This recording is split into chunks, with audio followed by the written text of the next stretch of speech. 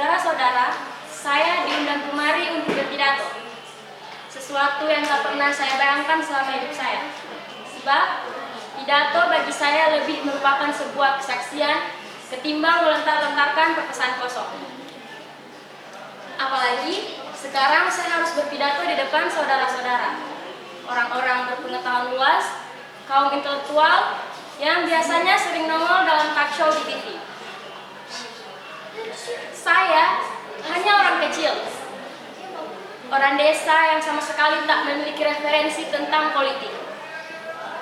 Politik? Jangan keras-keras, dan tolong jangan dikabarkan kepada yang tidak hadir di sini. Saya tak suka politikus.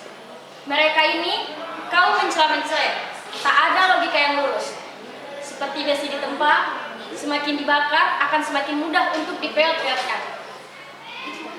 Tak ada istilah sahabat atau seteru. Semua adalah alat untuk mencapai kuasa.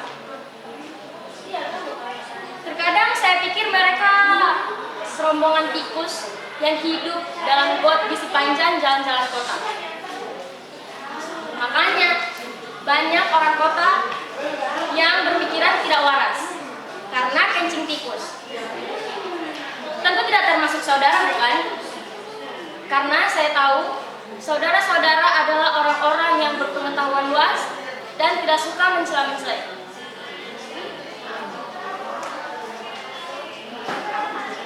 Apakah saudara-saudara bersedia dipimpin oleh serombongan tikus? Saya kira pasti tidak.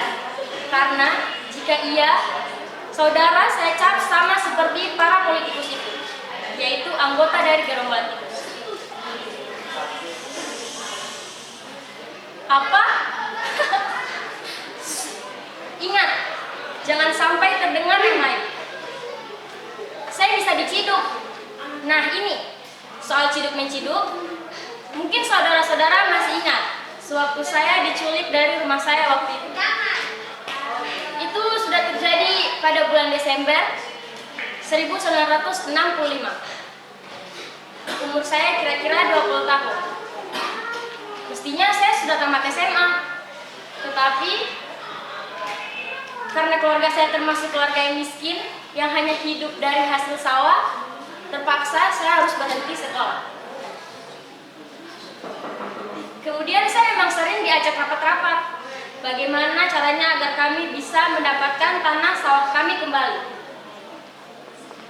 Selama ini, orang tua saya hanya menjadi petani penggerak di bekas sawahnya sendiri. Sudah lama sawah kami diambil oleh tuan tanah. Mereka menjerat kami dengan hutang, lalu mencuri periuk nasi kami. Malam itu, saya baru saja menyulut rokok jagung. Ketika tiba-tiba serombongan orang berseragam hitam dengan selempang pedang, bukan, mungkin kelewang di punggungnya membekuk saya. Saudara ikut kami, kata salah seorang yang bertubuh paling besar. Ia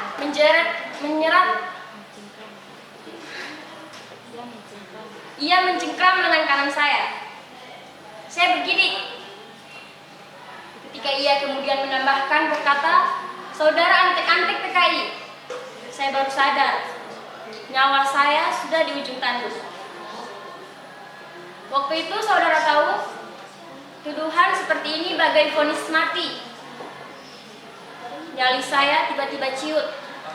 Darah di kepala saya seperti disedot vakum cleaner. Wajah saya menjadi pucat pasi. Saya seperti mayat yang begitu saja dilemparkan ke liang kubur. Sebaiknya pergunakan kesempatan ini untuk menyampaikan hal-hal penting, seperti pesan kepada keluarga, kata yang berkepala pelontos.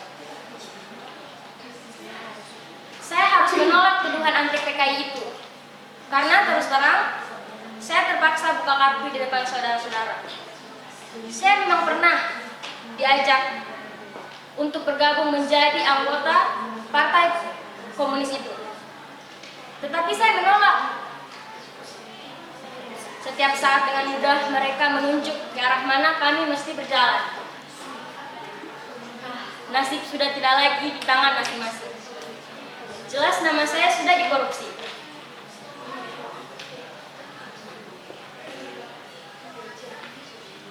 Bapak-bapak salah tangkap. Mulut saya lalu seperti terkunci. Saya sudah tidak bisa mengatakan hal lain, karena saat itu hanya kata-kata itulah yang bisa menyelamatkan nyawa saya sekarang.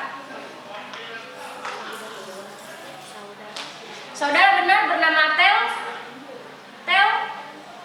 Saya menunggu untuk menguji apakah benar mereka mengetahui nama saya, karena saya yakin mereka pasti salah tangkap. Saya cuma tahu bahwa kami sudah tidak bebas lagi mengolah tanah. Ayah saya hanya buruh yang diupah untuk bekerja di atas tanah miliknya. Semua hasil panen sudah tidak pernah lagi mengisi lambung-lambung rumah kami. Setiap panen, kami hanya bisa meneteskan air mata melihat padi-padi itu.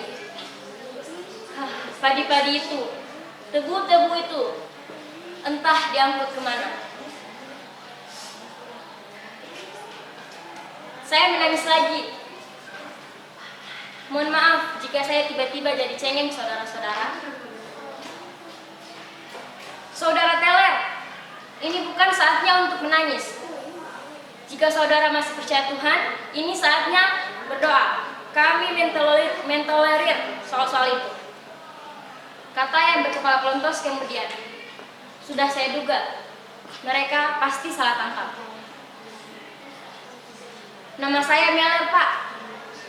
Saya menyebut nama saya yang sebenarnya, tentu dengan tujuan agar para penjagal ini sadar bahwa saya bukan orang yang dimaksud. Dan kemudian memohon maaf, saya akan dilepaskan. Terima kasih.